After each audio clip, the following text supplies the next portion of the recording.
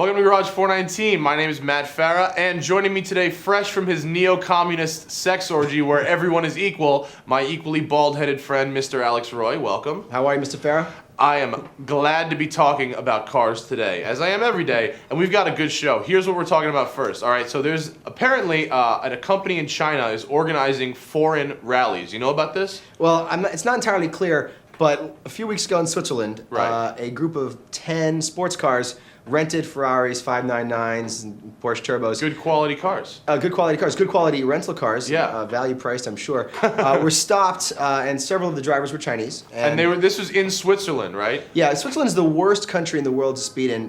They have banned car racing for God knows how long. Even on tracks, right? There's no banned everywhere. No car racing in Switzerland, and there's laser guns and cameras everywhere. And these guys were caught in the city of Zurich and like arrested. Downtown racing, pretty much, yes. right? Allegedly. Yeah, allegedly, yes. And how long ago did this happen? Well, they have been in jail for 3 weeks. The cars have been impounded. And is their rental bill continuing on? Well, I would have to say you could probably buy a 599 for the cost of the to get it out of impound and pay the three. Imagine paying like $3,000 a day for a 599 while you're sitting in a jail cell. Actually, it's probably more like $8,000 or $10,000 per day. That sounds like absolute misery. Well, they've now spent probably $200,000 per car. Now, is this an official rally or is it just guys going nuts? Well, the thing is that the cars were not stickered, so I think it was more of like a high-end driving vacation suicide pact. And the travel agent who booked it comes with a free glass of Kool-Aid. Well, I think that they're gonna wish they had drank some Kool-Aid before they did this, because they're gonna pay. And apparently they've shown no remorse. The authorities are gonna. Well, I think the Chinese guys probably don't want to go home, but it's bad for them. It's bad for them. Well, from what I've heard, they're actually claiming that they weren't guilty, even though there's like dozens of video cameras that recorded them doing this. Yeah, apparently at least one police car, but allegedly several police cars, and it's on YouTube now. Followed them in a convoy and raced with them and got multi-cam footage. It's probably pretty good. Oh, it's nice. I wonder if their editing is better than Gene's. We'll see. We'll see, I guess. So I hope those guys get out of jail and don't get caned or murdered whenever they get back to China. You hope they don't get out. Well, if you're dumb enough to speed in Zurich, I guess. Well, rallying in Europe is over, and these guys are fools. All right, so we'll stick to street racing in the U.S. Anyway, so. The new, obviously, we're every time we like to talk about something a little green. So we got the Fisker Karma hybrid luxury car that appears to sort of be coming out. We've got Tesla Roadster electric car. Apparently Mercedes is coming out with an S-Class hybrid. We've got the Lexus LS hybrid. So what do you think, Alex, about these incredibly expensive hybrid luxury cars, as a solution to something? Well, first of all, I love Fisker designs. And I'm glad he's making a car other than the funny one based in the SL and the 6 Series. Oh my God, those things are garbage, aren't they? Terrible looking. Yeah. And also, Fisker built the Z8. He designed the Z8. It was a beautiful car. But with those cars, it's like, all right, you give me $300,000 and I'll turn your M6 into an Aston Martin. And you still have a car with the letter K in the name, which is too many. It's weird.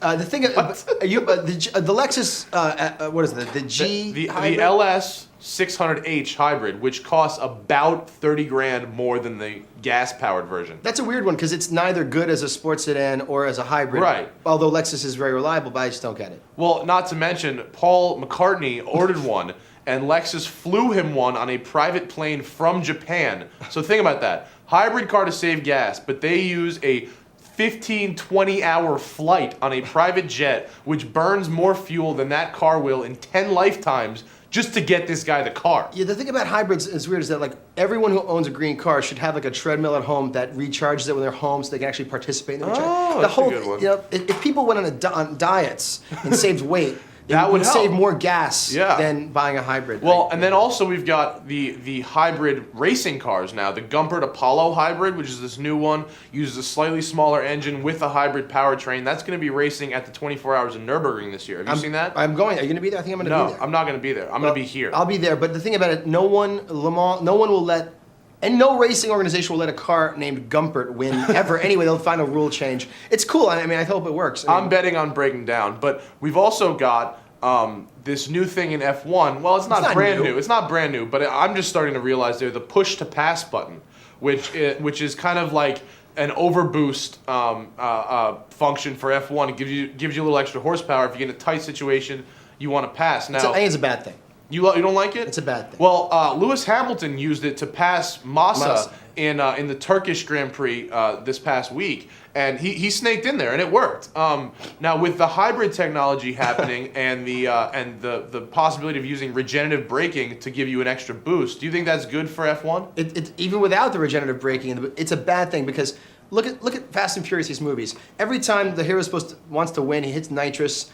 And then he wins. Is comparing it to nitrous an accurate comparison? We already have rules in racing. Your racing license says that if you're going to get passed, let the guy go. Now you've got guys, it's happened before, using the push to pass button it's push to defend. To defend against the pass? So why don't you just equalize it, no one has a button, or but what if the timing of the push to pass button is a strategy? Does that count? That's not something we need in racing. We don't need additional buttons and pushing. The F1 steering wheel has enough buttons on it. It's the push to pass. It's against the spirit of racing itself. I'm opposed to it. So no extra horsepower boost. If one guy brings Viagra to a nightclub, and then next year everyone's bringing it, which is probably what's going on now. I don't know about you. And then next thing you know, I've got my someone stash. brings two. Well, that's dangerous because it's bad for you. And I know if you have a 4-hour erection or over, you should call your Next thing you know, people start taking it before they go out, and then. And then it's not going to end. It's unpleasant if you're out with a lot of friends. Coming up on Garage 419, let's see, what do we want to talk about? Let's talk about guys who want to have sex with their cars. That's a good topic. Stick around for that one. Hi, I'm Miss Becky, and I don't have a driver's license. But you know what they say, those who can't do, teach.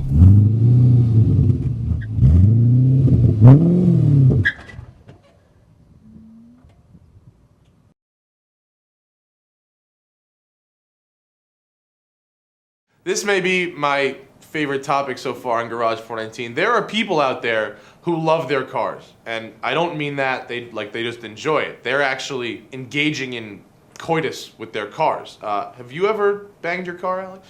No, but are you saying this is a bad thing? Well, I mean, it might chafe a little bit. No, but really, do you think this is?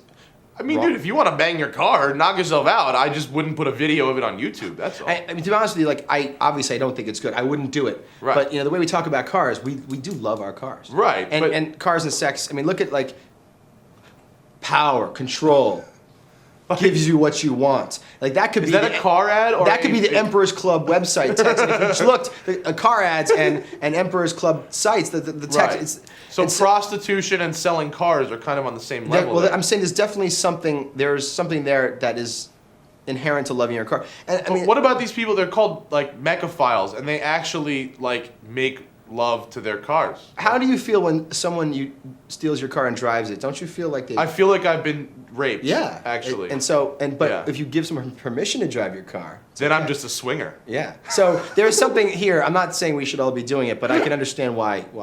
Yeah. I mean, if you really want to bang your car, just Don't you spend more money? Find one with a smooth exhaust outlet. Don't you spend more money on your cars than any woman? Yeah. Okay. I probably do. So you're one step away from. So my car mechaphilia. All right. I'm not gonna bang my car. Okay. But let's just move in a completely different direction. But you want to. Let's move in a completely different direction. I'm not banging my car. Okay. Porsche. We've got the Panamera coming out. Quite possibly the ugliest sedan in the history of sedans. Am I right? It looks like a storm ripped off the roof of Porsche design, and birds were circling overhead. And when the guys came back after the storm, the paper, they didn't clean the paper, they just built what was left on the table. It was terrible. They just piled it on and slapped in an engine, and there you go. Yeah. It's ugly. Yeah. It's ugly. It's Then we've also got, that could be a platform for a new front-engine V8, 928-like model, right? Which has to be the best car. Which might be awesome. I always love the 928. Yes. Badass car. You think Scarface, you think risky business. I think of a woman lying down on her stomach about to get up. That's what I do. That's how you envision? Yeah. Okay. Yes. Well, either way, I would like to see a 928. I'd like to see the Panamera, but not the way it looks right now. I'd like to see it destroyed.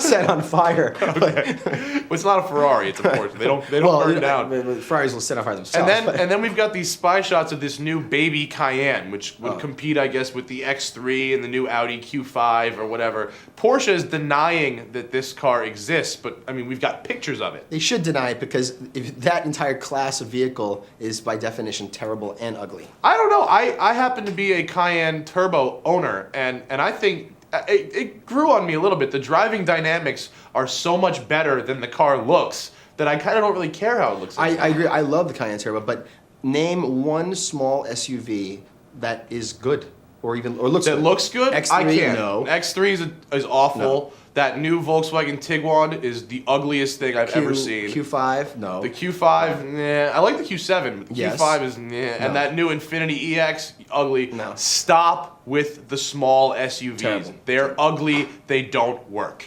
Okay. However, next time on Garage 419.